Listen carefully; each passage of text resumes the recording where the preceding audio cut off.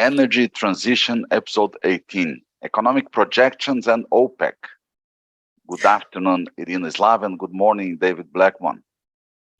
Hello. OPEC has decided to increase oil production by about 500,000, in a world of 100 million barrels a day. So would it be enough to recover the world balance, Irina, in your opinion? No. For starters, because we don't know if they will be able to really increase production by, it's actually, the total is almost 650,000 barrels daily. And given that in the latest production report, OPEC alone, not OPEC plus, but OPEC alone, fell short of its own target or quota by 2.7 million barrels per day. I really don't see how they're going to do it, because the countries that are struggling to boost production can't magically solve all their problems in a month and, really boost production. And we don't know, we can't be sure that the countries that can increase production, like Saudi Arabia and the United Arab Emirates and Kuwait, will actually do this. So to me, it's more of a, a signal that, yes, you can count on us, but we'll see if we will actually increase production as much as we say we will. But I suppose that OPEC is at 27 million barrels a day, because all the countries, the total maybe 27, I suppose. And they asked for Nigeria, specifically for Nigeria, to increase 1.7 million barrels a day. It's interesting. Yeah, but they can't. They can't even produce as much as they were supposed to be producing for months. I think Nigeria has been having problems for a very long time, and it's not just Nigeria. Angola is having problems too, for example. Yeah. David, is a result of the U.S. president's influence, I mean, the trip of President of the United States to there? Well, I'm not sure he has much influence, frankly, with Saudi Arabia or really any other country. I mean, he's being cut out by members of his own party in the Senate from negotiations over a gun control bill this week.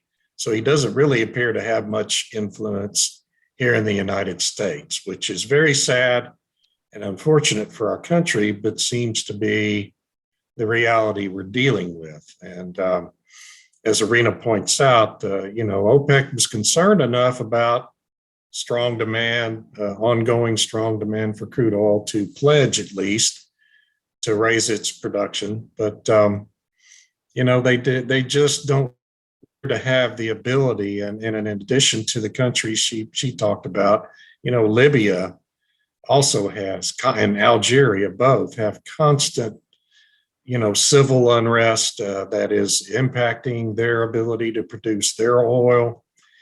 And our government here in the United States continues to work to impede our own industry's ability to raise our production, although we're still having success doing that in Texas because we don't have a lot of federal lands here in Texas. And other parts of the country are being severely curtailed by government efforts. And so we have a very difficult situation. And, last week we saw Jamie Dimon, the CEO of JP Morgan and senior analyst at Citicorp also, predict that they're seeing signs of a looming recession and already diminishing oil demand, but the numbers don't really support either contention right now. We had a very strong job creation report for May here in the United States, which is an indicator of a strong economy, and analysts are expecting a positive number for GDP growth in the second quarter. And then we had a major drawdown reported by the EIA of crude inventories last week, and diesel inventories and gasoline inventories, refined products inventories. So that's an indicator of ongoing demand. And I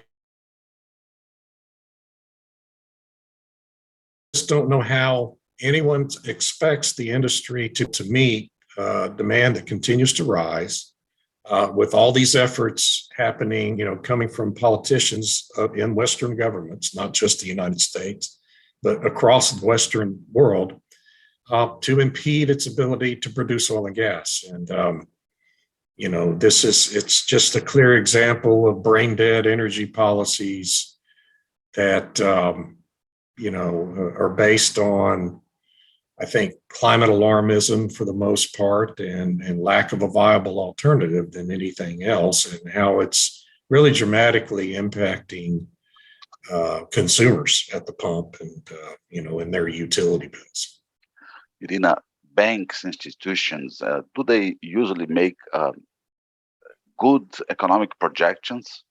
What's your vision? Well, it depends really why they make them, and whether they too have a vested interest in oil prices, because we're talking about oil. What's their bet? Whether they're betting on rising prices or on lower prices. I've seen some really fascinating forecasts about oil prices over the years that don't seem to reflect reality. But there's always an argument to be made in favor of both rising prices and falling prices. For example, you could argue now that prices are so high that they will start undermining demand. This makes sense. It will probably happen. It probably is happening in some parts of the world. But you could never be sure how big this demand undermining will actually be, because economies do need oil to function. So I wouldn't really trust investment bank forecasts too much. You can acknowledge them, you can acknowledge their arguments, because that's what they do. That's their job of the oil analysts to keep tabs on all the factors that go into oil prices. But you need to remember, or at least I tend to remind myself constantly when I read these forecasts, that these investment banks are in fact investment banks. They trade oil, they make big bets on oil moving in one direction or another, and that creates a vested interest. And a vested interest creates a bias in your forecasts. So, treat them with caution. As Irina has pointed out many times, we see that same dynamic happening with the IEA, the International Energy Agency, which has assumed a vested interest in the energy transition and pushing it at every opportunity. And we see in every report they issue a clear bias underlying the projections that they make and the numbers that they use and how they produce the data and manipulate it. And it's sad. It's very unfortunate, because the IEA at one time was a pretty reliable forecaster and estimator assessor of the global oil and gas situation. And that's really no longer the case. Somehow, the Energy Information Administration here in the United States has managed to avoid becoming politicized, which is a real tribute to how that administration is run within the Department of Energy, which, otherwise has become completely politicized. And so instead of looking at what investment banks say, I like to look at what the EIA has to say, and frankly, what OPEC has to say. Another thing OPEC did recently was decrease its estimate of global demand across 2022, its estimate for the year, by about 100,000 barrels a day. So they are, at least within OPEC, seeing some diminution of demand globally, but not a lot. I mean, 100,000 barrels a day in the context of a 100 million barrel a day market is really kind of a rounding error. But I think OPEC has a real, and the OPEC plus conglomerate as a whole, they have a real motivation to accurately assess what the market is doing and where it is. And so I like to rely more on their numbers than on any financial analyst or investment bank, frankly. In Brazil, probably, we have a risk of a diesel shortage in the next month. Let's see, 30% or 40% risks.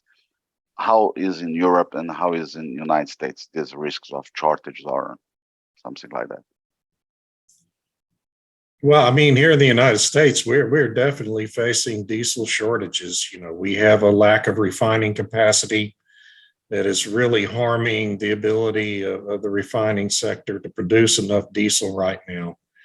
And I think as this summer goes on, it's going to become a real problem in certain parts of the country. It's not across the nation.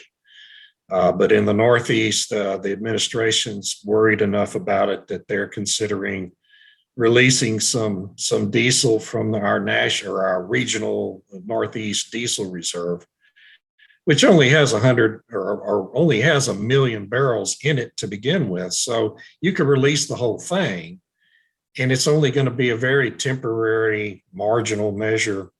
But the situation they believe is potentially so critical that they are considering do that. So it's a bad situation here in the United States.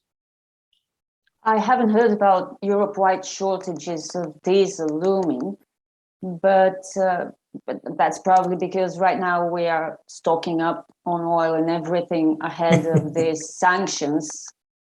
There's still time. There's a whole 6 months before the sanctions actually take effect. But prices are high. And if prices are high for every fuel, this means that there is not enough oil to make the fuel with. It's as simple as that. Yeah. If global supply is tight, Europe can't be awash in oil. So supply of oil in Europe will be tight as well, which it is. So whether or not there's a danger of actual shortages is, to me, for the time being, irrelevant. If prices are high, if prices of fuels are high, then the price of everything is higher, and this is the problem for European households and for European governments as a consequence of that. Yeah. Speaking of high prices, just as an aside, one gas station in California this morning or yesterday morning had a price for gasoline premium over $10 a gallon for premium They broke gasoline. the $10. Yeah, they topped the $10 mark. That's the first time that anyone has seen that. Yeah, what a milestone. Yeah.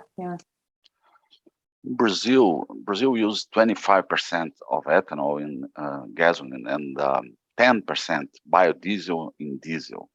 Of course, this increased prices of these two products. How is in Europe and how is in United States? I don't think there's a lot of go ahead.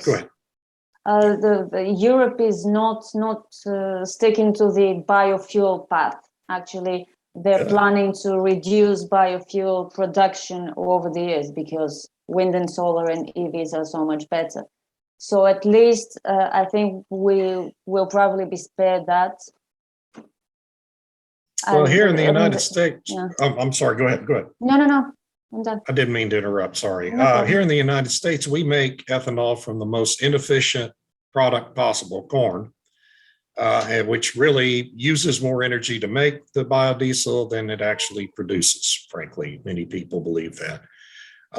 And here we are at a time where we're facing global food shortages, and the administration on Friday announced major increase in mandates for biofuels for refiners, not just for 2022, but retroactively to make up for suspended mandates from 2020 and 2021 because of the COVID pandemic. This is literally an insane policy that prioritizes the making of fuel we do not need. We have no need for biofuels in our supply in the United States, that provides no environmental benefit, really, when you consider the energy it uses and the emissions they produce from cradle to grave.